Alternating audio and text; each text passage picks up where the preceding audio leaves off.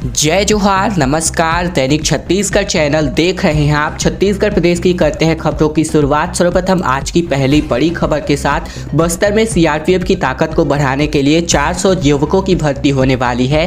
केंद्रीय reserve police बल यानी कि सीआरपीएफ ने विशेष भर्ती अभियान के तहत छत्तीसगढ़ के नक्सल प्रभावित बीजापुर, दंतेवाड़ा और सुकमा जिले के अंदरूनी क्षेत्रों के 400 आदिवासी युवकों के एक नए समूह का चयन कर इनकी भर्ती बल में आरक्षक के पद पर की जाएगी। आदिवासी युवा अधिकतर बस्तर बटालियन का हिस्सा होंगे, जिनका नाम छत्तीसगढ़ के तत्कालीन अविभाजित बस्तर जिले के नाम पर रखा गया था।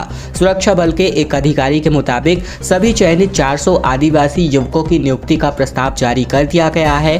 केंद्र ने वर्ष 2016 में बस्तरिया बटालियन की स्थापना की घोषणा की थी और इसी के तहत कर्मियों को बड़े पैमाने पर बस्तर क्षेत्र से लिया जाता है और अब उन्हें छत्तीसगढ़ में माओवादी विरोधी अभियान को अंजाम देने का काम सौंपा जाता है।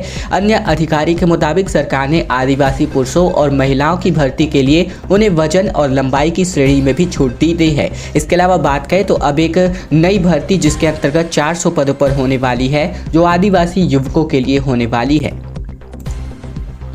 दो बाइक को कुचलते हुए एक ट्रक निकल गई, जिसकी वजह से 3 लोगों की मौके पर ही मौत हो गई। 3 घायलों का इलाज जारी है। गुस्साए ग्रामीणों ने चक्का जाम कर दिया। मामला कोरबा का है। छत्तीसगढ़ के कोरबा जिले में कटघोरा बिलासपुर मार्ग पर सुतर्रा के पास एक बड़ा भीषण सड़क हादसा हो गया। 2 अलग अलग बाइक सवारों को तेज रफ्तार ट्रक ने अपनी चपेट में ले लिया। दुर्घटना में 3 लोगों की मौके पर ही मौत हो गई, जबकि 3 अन्य लोगों को गंभीर चोटें आई हैं। तीनों घायलों को कटघोरा के अस्पताल में दाखिल कराया गया है, जहां उनका इलाज जारी है। इस घटना के विरोध में नाराज ग्रामीणों ने नेशनल हाईवे पर 4 घंटे तक चक्का जाम कर दिया, जिससे वाहनों की लंबी कतारें लग गई इस नेशनल हाईवे पर। मौके पर पहुंची पुलिस ने यातायात व्यवस्था बहाल करने के लिए जुटी रही और हाईवे खाली कराने के लिए लोगों को समझाइश देती रही। बीते दिन रायपुर पुलिस ने 300 से भी ज्यादा हुड़दंगियों पर कार्यवाही की। ड्रोन कैमरे की मदद से निगरानी भी करी जा रही थी। यातायात पुलिस के भीतर एवं बाहर प्रमुख मार्गों एवं चौक चौराहों में फिक्स बैरिकेडिंग करके चेकिंग पॉइंट्स लगाकर नशे में 300 वाहन चलाने वाले हुड़दंगियों के वाहन चालकों के खिलाफ कार्यवाही की गई है। दरअसल ऐसे उपद्रवियों पर त्वरित कार्यवाही के लिए ITMS CCTV कैमरे यानी कि जो ट्रैफिक मैनेजमेंट सिस्टम होते हैं, इनके CCTV कैमरे के साथ ही ड्रोन कैमरे के माध्यम से लगातार निगरानी रखी जा रही थी। साथ ही शहर के 60 से अधिक चौक चौराहों एवं प्रमुख मार्गों पर लगातार 72 घंटे तक चौक पे उपस्थित रह करके चेकिंग कार्यवाही की गई। होली के दौरान अपराधों पर लगाम एवं नशेड़ी वाहन चालकों के खिलाफ कार्यवाही के लिए लगाए गए फिक्स बैरिकेडिंग और नाकेबंदी पॉइंट पर होली के पहले दिन ही 325 से अधिक नशेड़ी वाहन चालकों के खिलाफ कार्यवाही की गई, जिनमें 300 सबसे अधिक 2 पहिया एवं 4 पहिया वाहनों के विरुद्ध जब्ती की कार्यवाही की गई है। बिलासपुर में अवैध प्लॉटिंग करने वालों की खैर नहीं, क्योंकि अब इन पर गाज गिरने वाली है। खबर आ रही है कि अवैध प्लॉटिंग को लेकर के नगर निगम गंभीर हो चुका है। मौजूदा स्थिति में शहर के चारों तरफ बड़े पैमाने पर अवैध प्लॉटिंग की जा रही है और ये बात नगर निगम के सर्वे में निकल कर सामने आ रही है।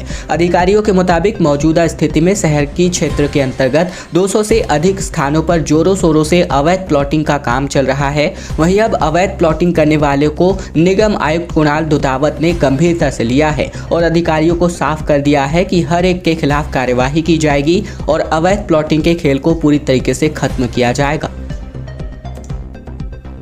फागुन मेले के समापन कार्यक्रम में आज मुख्यमंत्री शिरकत करने वाले हैं। गांव-गांव से पहुंचे 850 देवी देवताओं का विदाई होने वाला है आज।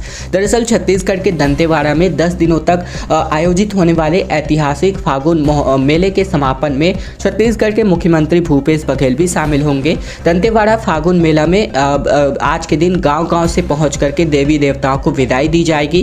पहली बार प्रदेश के मुखिया भूपेश बघेल दंतेवाड़ा के फागुन मेला में विदाई के कार्यक्रम में शामिल होने दंतेवाड़ा पहुंच रहे हैं। दंतेवाड़ा विधायक देवती कर्मा सहित मंदिर के पुजारी ने मुख्यमंत्री आवास में पहुंचकर सीएम बघेल को फागुन मेले में आने का निमंत्रण दिया था, जिसके बाद से मुख्यमंत्री ने दोपहर 12 बजे दंतेवाड़ा पहुंचने का प्लान तय किया है। देवी देवताओं की विदाई के बाद मुख्यमंत्री अधिकारियों की बैठक भी लेंगे।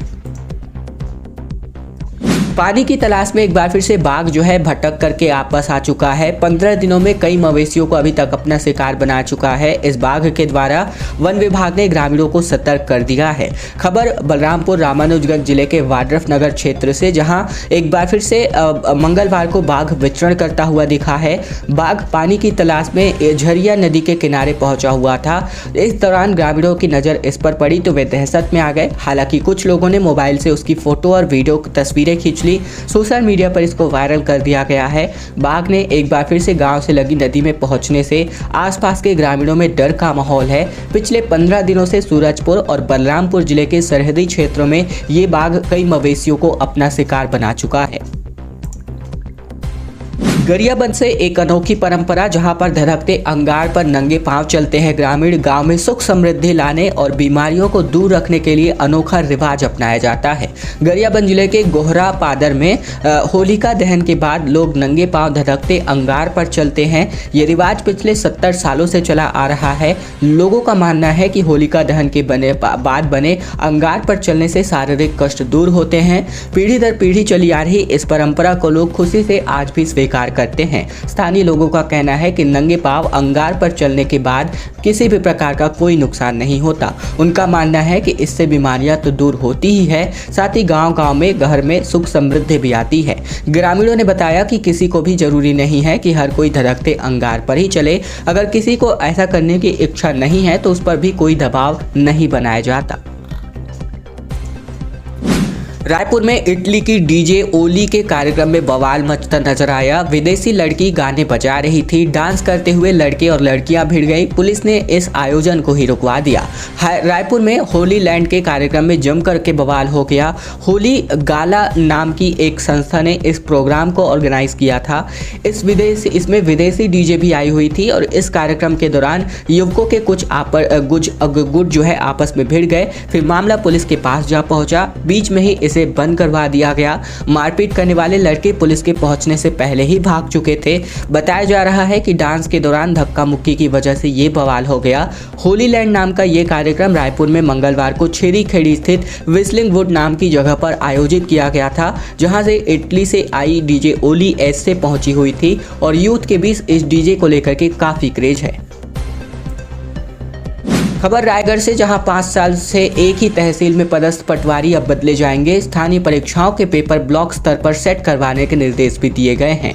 कलेक्टर तारस प्रकाश सिन्हा ने समय सीमा को लेकर के बैठक में सभी राजस्व अधिकारियों को स्पष्ट दिशा निर्देश जारी कर दिए हैं कि अवैध प्लॉटिंग पर लगातार कार्यवाही होनी चाहिए। ठीक इसी प्रकार के दिशा निर्देश बिलासपुर में भी जारी हुए हैं। उन्होंने कहा है कि जहाँ अवैध प्लॉटिंग की शिकायत मिले वहाँ तत्काल कार्यवाही की जाए।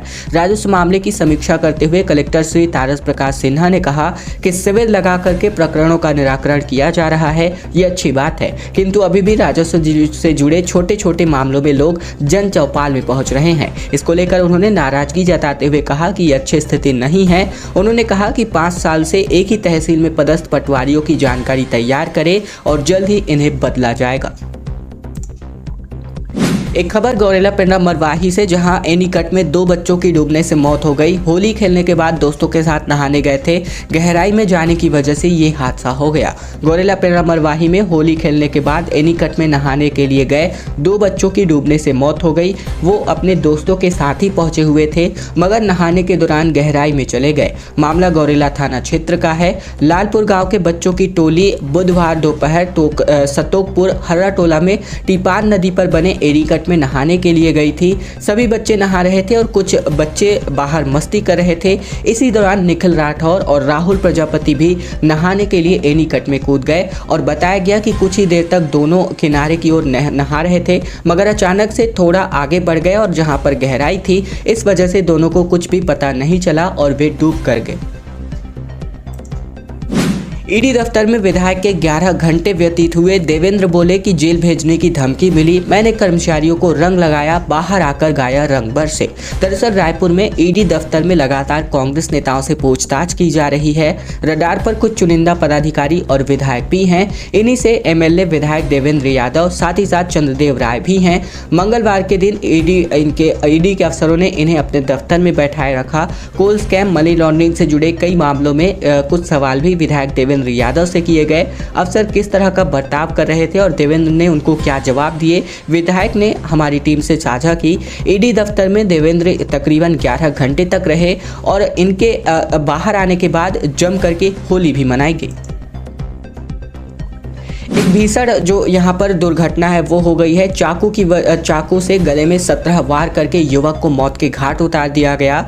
मामला बिलासपुर का है, जहां होलिका दहन की रात 4 बदमाश युवकों ने मिलकर एक युवक पर चाकू से ताबड़तोड़ हमला कर उसकी हत्या कर दी। इस वारदात के बाद पुलिस ने चारों आरोपियों को तो गिरफ्तार कर लिया है। हमलावरों के साथ ही जमीन को लेकर विवाद चल रहा था, जिस पर उन्होंने साल भर पहले भी युवक पर जानलेवा हमला किया था। हत्या के प्रयास के इस केस में आरोपी समझौता करने के लिए दबाव बना रहा था। युवक ने ऐसा करने से मना किया। ये पूरा मामला तखतपुर का है। तखतपुर के वार्ड क्रमांक 1 मंडी चुलघट रोड के पास रहने वाले आशीष धूरी पिता मोहन धूरी होलिका दहन की रात अपनी बाड़ी की रखवाली कर रहा था, तभी ये हादसा हुआ। भिलाई में दिन दहाड़े युवक की हत्या कर दी गई। गुलाल लगाने के बहाने बुलाया और फिर गला काट दिया गया। आरोपियों को गिरफ्तार किया गया है। इलाके में तनाव के हालात बने हुए हैं। छत्तीसगढ़ के दुर्ग जिले में होली खेलने के दौरान एक युवक ने दूसरे युवक का कटर से गला काट दिया। घटना के बाद परिजनों ने आनंद फानन में युवक को लेकर अस्पताल पहुंचे, जहां डॉक्टरों ने उसे मृत घोषित कर दिया। युवक की हत्या के बाद से भिलाई के कुर्सीपार इलाके में तनाव की स्थिति निर्मित है। पुलिस ने आरोपियों को गिरफ्तार की। खैर दोस्तों, अब आज की खबरों का सिलसिला बस यही तक का था। अगर आपको यह वीडियो पसंद आए तो वीडियो को लाइक कीजिएगा। चैनल पर नए हैं तो चैनल को सब्सक्राइब करके बेल आइकन को जरूर दबा लीजिएगा, ताकि प्रतिदिन के महत्वपूर्ण खबरें, छत्तीसगढ़ के समाचार बिना किसी रुकावट रोजाना हम आप तक पहुंचा सके। तो चैनल को जरूर सब्सक्राइब कीजिएगा।